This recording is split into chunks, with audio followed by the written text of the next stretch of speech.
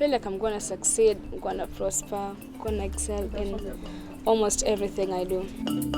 I've been taught to appreciate other people and other cultures.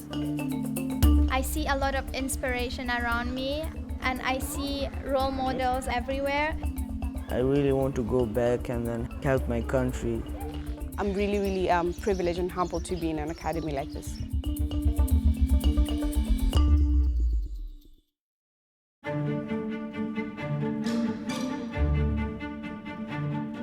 The Aga Khan Academy in Mombasa is the first in a network of schools that's dramatically improving education in the developing world. With academies in Kenya, India and Mozambique, the network will eventually expand across 14 countries. Here, it doesn't matter where you're from or how much money you have. Most people think about economic or social elitism as being associated with the school, but we believe we are far from that. We go out of our way to seek financial aid students, those who otherwise cannot afford, but who demonstrate that intellectual capability and that leadership capability that they will ultimately benefit from a school like this one. The Aga Khan Academies have a mandate to provide access to promising students. This academy in Mombasa actively recruits gifted and talented students living in underrepresented, marginalised communities and offers them the opportunity to receive an outstanding education at one of the best schools in Kenya. This is the first school in Kenya to be authorised to offer all 3 international baccalaureate programmes. Lovely comes from Kilifi County in Kenya. She used to study at a local school with limited facilities. Now she's a student at the academy, she's doing things she could never have done at her own school. The moment I crossed that gate, I felt like my life is beginning in a new way. Because first I've been in a different environment with different people as in terms of how they talk, where they come from, their different cultures. And I also knew that I was going to change in terms of how I think, how I learn, how I speak, how I interact with different people. There's all sorts of people from different socioeconomic, cultural, religious backgrounds interacting with one another, engaging with one another, and I think that really helps them when they go out in the outside world and become leaders of the future. If she's talking to me, I see her that she's very confident. She has changed. We miss her, but we appreciate.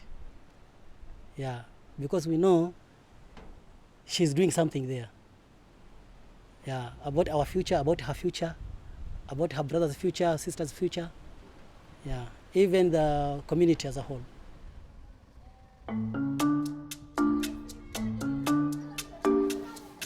Okay, I'm going to ask you to look at the pictures once again, Jeff. The Academy casts a wide net for promising students, working in conjunction with the Aga Khan Foundation.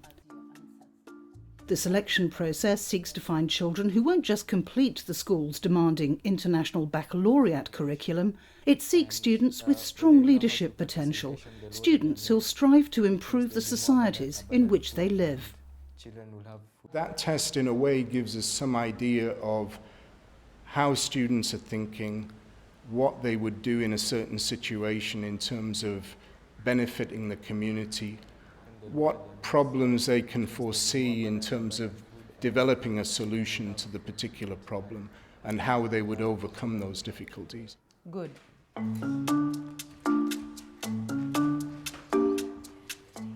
This lycée is in Khorog, Tajikistan, a remote part of one of the poorest countries in the world. Educational facilities are limited by the school's geographical isolation.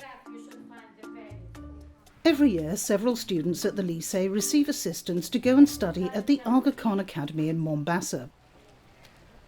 A similar programme is underway at the Aga Khan Academy in Hyderabad, where students from Afghanistan are being given this same opportunity. This family has a daughter in Mombasa. I used to stereotype a lot back at home because of the closed environment I was in. I didn't get to know a lot about the outside world, But when I came here, I became a critical thinker. Every time I wouldn't accept information just the way it is, I'd like analyze it and think about and make my own conclusions about it. Сасец мама лапхах изменения, лапхахару мама мете дегаргуне, я дисхах самостоятельно сесха, яру мете вам отношения машка тахо я мете уже более взрослые чиза ман фикрет, я снафа саранлим, я лапхах акледурсец.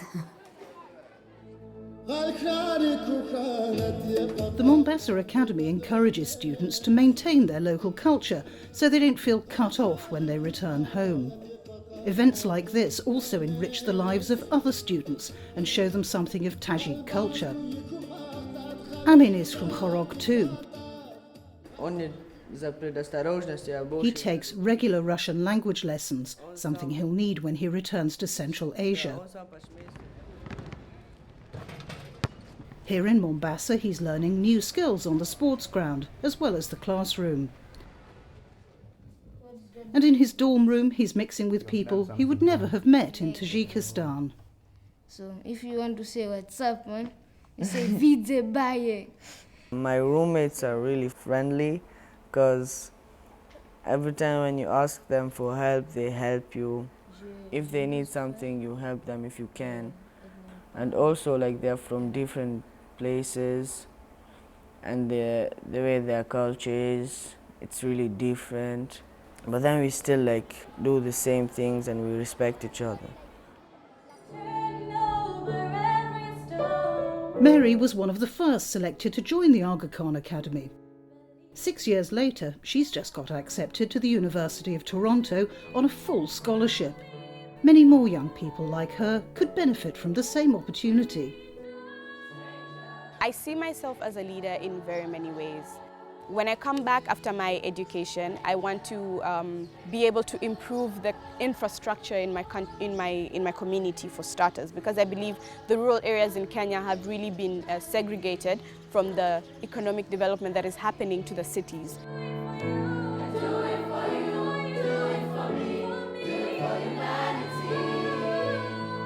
The very act of me getting accepted to a university abroad means that the girls in my community can look at themselves and say, if Mary could do it, then I can too.